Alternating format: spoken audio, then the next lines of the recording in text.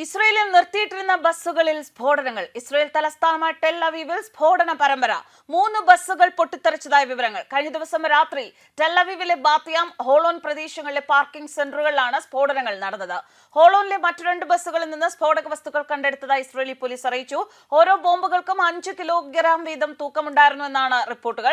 West ബാങ്കിലെ തുൽക്കാം അഭയാർത്ഥി ക്യാമ്പിൽ ഇസ്രയേൽ നടത്തുന്ന അധിനിവേശത്തിനെതിരെയുള്ള പ്രതിഷേധമാണ് സ്ഫോടനമെന്ന് പറയുന്ന ഒരു കുറിപ്പ് പ്രദേശത്ത് നിന്ന് ലഭിച്ചതായി ഇസ്രയേലി സർക്കാർ അറിയിക്കുന്നു. ടെൽ അവീവിന് തെക്ക് ബാത്തിയാമിൽ നിർത്തിയിട്ടിരുന്ന 3 ബസ്സുകളിലാണ് സ്ഫോടനം നടന്നത്. ഭീകരാക്രമണം എന്ന് സംശയിക്കുന്നതായി ഇസ്രയേൽ പോലീസ് പറയുന്നു. ഇതിനെ തുടർന്ന് ജനങ്ങളോട് ജാഗ്രത പാലിക്കാൻ നിർദ്ദേശം നൽകിയിട്ടുണ്ട്. ഹമാസ് ബന്ദികളാക്കിയവരിൽ മരിച്ച 4 പേരുടെ മൃതദേഹങ്ങൾ വിട്ടുകൊടുത്ത മണിക്കൂറുകൾക്കകമാണ് സ്ഫോടനങ്ങൾ നടക്കുന്നത്. പ്രധാനമന്ത്രി ബെഞ്ചമിൻ നെതന്യാഹു അടിയന്തര സുരക്ഷാ യോഗം വിളിച്ചു ചേർത്തിട്ടുണ്ട്. സ്ഫോടനത്തിൽ ആളപായമില്ല എന്നാണ് ഇതുവരെയുള്ള വിവരങ്ങൾ. സംഭവത്തിൽ പോലീസ് സംശയിക്കുന്ന ആളുടെ ചിത്രങ്ങൾ പോലീസ് പുറത്തുവിട്ടിട്ടുണ്ട്. സ്ഫോടക വസ്തുക്കൾ ഉണ്ടോ എന്ന് പരിശോധിക്കുന്നതിനായി രാജ്യത്തെ എല്ലാ ബസ്സുകളും ട്രെയിനുകളും ലൈറ്റ് റെയിൽ ട്രെയിനുകളും താൽക്കാലികമായി നിർത്തിവെച്ചതായി ഇസ്രയേലി മാധ്യമങ്ങൾ റിപ്പോർട്ട് ചെയ്തു. 2 ബസ്സുകളിൽ നിന്ന് കണ്ടെത്തിയ ബോംബുകൾ സുരക്ഷാ ഉദ്യോഗസ്ഥർ നിർവീര്യമാക്കി. സ്ഫോടനം നടന്നതും നിർവീര്യമാക്കിയതും ഉൾപ്പെടെ 5 ബോംബുകളാണ് നിലവിൽ തിരിച്ചറിഞ്ഞിട്ടുള്ളത്. സ്ഫോടനത്തിന് പിന്നിൽ ആരാണെന്ന് വ്യക്തമല്ല. ഗതാഗത മന്ത്രി മിരി റഗേവ് മൊറാക്കോയിലേക്കുള്ള യാത്ര വെട്ടിച്ചുരുക്കി ഇസ്രയേലിലേക്ക് മടങ്ങുമെന്ന് കാൻ പബ്ലിക് ബ്രോഡ്കാസ്റ്റർ റിപ്പോർട്ട് ചെയ്യുന്നു. ഒരാളാണോ 5 ബസ്സുകളിലും സ്ഫോടക വസ്തുക്കൾ വെച്ചത്, അതോ ഒന്നിലധികം ആളുകൾ ഉണ്ടായിരുന്നോ എന്നും കണ്ടെത്തേണ്ടതുണ്ട്. ആർക്കും പരിക്കേൽക്കാതിരുന്നത് അത്ഭുതമാണ്. ബസ്സുകൾ സർവീസ് പൂർത്തിയാക്കി പാർക്കിംഗ് സ്ഥലത്തായിരുന്നുവെന്ന് പോലീസ് വക്താവ് അറിയിച്ചു. ആഭ്യന്തര സുരക്ഷാ ഏജൻസി അന്വേഷണം ഏറ്റെടുത്തു. ഇസ്രായേൽ പ്രധാനമന്ത്രി സൈനിക സെക്രട്ടറിയിൽ നിന്ന് വിവരങ്ങൾ ശേഖരിക്കുന്നുണ്ടെന്നും പോലീസ് പറയുന്നു. അതേസമയം കണ്ടെടുത്ത സ്ഫോടക വസ്തുക്കൾക്ക് വെസ്റ്റ് ബാങ്കിൽ നിന്ന് പലതവണ കണ്ടെടുത്തിട്ടുള്ള സ്ഫോടക വസ്തുക്കളുമായി സാമ്യമുണ്ട് എന്നാണ് പോലീസ് വക്താവ് ഹെയിം സർഗോഫ് അറിയിച്ചത്. എന്നാൽ കൂടുതൽ വിശദീകരണങ്ങൾ നൽകാൻ അദ്ദേഹം വിസമ്മതിച്ചിരിക്കുകയാണ്.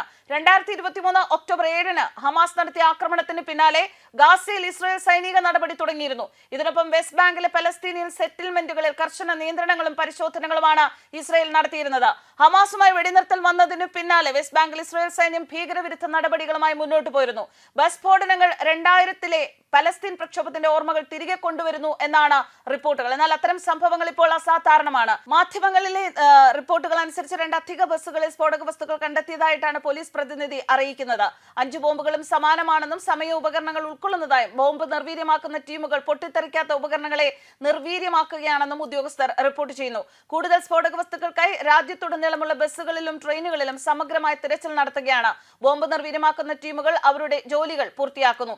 ടെൽ അവീവിനടുത്തുള്ള ബാത്തിയാമിൽ സംശയാസ്പദമായ പ്രതികളെ പിന്തുടർന്ന് പോലീസ് സേന അന്വേഷണം നടത്തിവരികയായിരുന്നു.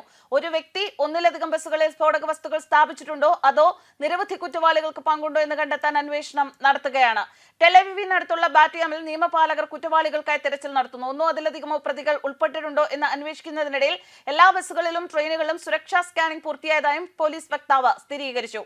ഒക്ടോബർ 7-ലെ ഹമാസിന്റെ ആക്രമണത്തെ തുടർന്ന് ഇസ്രായേൽ സൈന്യം വെസ്റ്റ് ബാങ്കിൽ പലസ്തീൻ തീവ്രവാദികൾക്കെതിരെ സ്ഥിരമായി ഓപ്പറേഷൻ നടത്തുന്നുണ്ട്.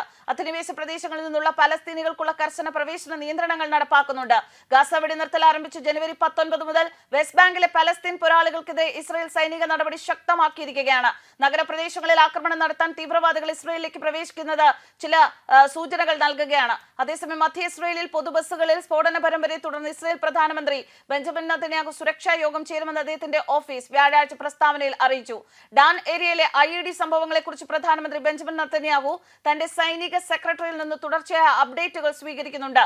ഉടൻ തന്നെ സുരക്ഷാ വിലയിരുത്തൽ നടത്തും. 3 ബസ്സുകളിൽ സ്ഫോടനങ്ങളും 2 അധിക ഉപകരണങ്ങൾ നിർവീര്യമാക്കിയതായും റിപ്പോർട്ടുകളിൽ പറയുന്നു. 4.5 ലക്ഷത്തോളം ജനങ്ങൾ കഴിയുന്ന ഇസ്രായേലിലെ പ്രധാന നഗരമാണ് ടെൽ അവീവ്. നിലവിൽ സ്ഫോടനത്തിന്റെ ഉത്തരവാദിത്തം ഒരു സംഘടനയും ഏറ്റെടുത്തിട്ടില്ല. എന്നാൽ വെസ്റ്റ് ബാങ്ക് കേന്ദ്രീകരിച്ച് പ്രവർത്തിക്കുന്ന ഭീകര സംഘടനയാണ് സ്ഫോടനത്തിന് പിന്നിലെന്നും വെസ്റ്റ് ബാങ്കിൽ സൈനിക നടപടി ഉടൻ ഉണ്ടാകുമെന്നും ഇസ്രായേൽ പറയുന്നു. വെസ്റ്റ് ബാങ്കിൽ സൈനിക നടപടി ഉണ്ടായാൽ മേഖലയിലെ സ്ഥിതി അതിസങ്കീർണമാകാനാണ് സാധ്യത. പൊതുജനങ്ങൾ അവരുടെ സാധാരണഗതിയിൽ തന്നെ ജോലികൾക്ക് പോകണമെന്നും സ്കൂളുകൾ തുറക്കുമെന്നും മേയർ അറിയിച്ചു. പൊതുഗതാഗതം പ്രവർത്തിക്കും, എന്നാൽ ജാഗ്രത പുലർത്തണമെന്നും അധികൃതർ അറിയിക്കുന്നു. ഇസ്രായേലിനകത്ത് നടക്കുന്ന ആക്രമണങ്ങൾ തടയാൻ ആഭ്യന്തര രഹസ്യാന്വേഷണ ഏജൻസിയായ ഷിൻബത്ത് കാര്യക്ഷമമായി പ്രവർത്തിക്കണമെന്ന് ഇസ്രായേൽ പ്രധാനമന്ത്രി ബെഞ്ചമിൻ നെതന്യാഹു ആവശ്യപ്പെട്ടു. ടെൽ അവീവിലെ എല്ലാ ബസ് ട്രെയിൻ സർവീസുകളും നിർത്തിവെച്ച് പരിശോധിക്കാൻ ഗതാഗത മന്ത്രിയുടെ നിർദ്ദേശവുമുണ്ട്. കണ്ടെടുത്ത ബോംബുകളിൽ ടൈമറുകൾ ഉണ്ടായിരുന്നതായി ജില്ലാ പോലീസ് മേധാവി ബാത്തിയാം പറഞ്ഞു. വെസ്റ്റ് ബാങ്കിൽ നിർമ്മിച്ചവയാവാം ബോംബെന്നും ബാത്തിയാം സൂചന നൽകി. രാവിലെ പൊട്ടിത്തെറിക്കാൻ പാകത്തിൽ സെറ്റ് ചെയ്ത ബോംബുകളാണ് പിടിച്ചെടുത്തിരിക്കുന്നത്. News desk കർമാനോസ്.